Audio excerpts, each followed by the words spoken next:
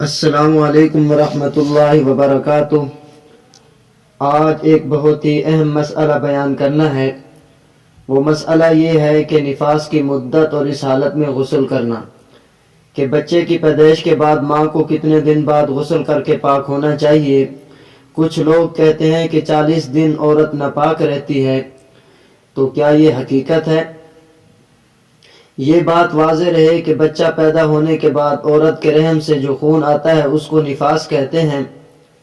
نفاس کی حالت میں عورت کے لیے نماز، روزہ اور قرآن کریم کی تلاوت کرنا اور قرآن کریم کو چھونا جائز نہیں ہوتا۔ البتہ پاک ہونے کے بعد فرض روزوں کی قضا لازم ہوگی، اور ان ایام کی نمازیں عورت کے لیے بالکل معاف ہیں، ان کی قضا بھی لازم نہیں ہوگی۔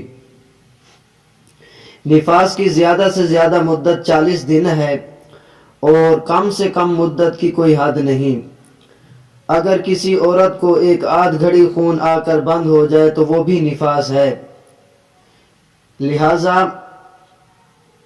اگر کسی عورت کو بچہ کی ولادت کے بعد 40 دن کے اندر اندر خون آئے تو وہ نفاس کا ہے، اور 40 دن کے اندر اندر خون آنا بند ہو جائے تو وہ پاک سمجھی جائے گی۔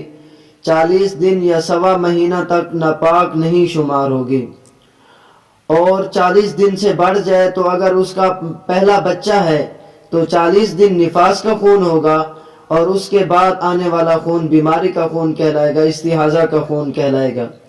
اس میں نماز وغیرہ عورت کو پڑھنی ہوگی۔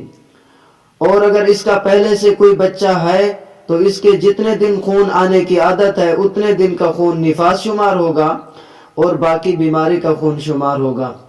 البتہ اس نفاس کے ایام میں خواہ وہ 40 دن ہوں یا اس سے کم ہوں، عورت کے لیے غسل کرنا شرعاً منع نہیں ہے، بلکہ وہ ٹھنڈک وغیرہ کے لیے غسل کر سکتی ہے۔ ہاں، اگر طبی طور پر نقصان دہ ہو تو معالج کے مشورے پر عمل کرنا چاہیے۔ واللہ تعالی اعلم بالصواب۔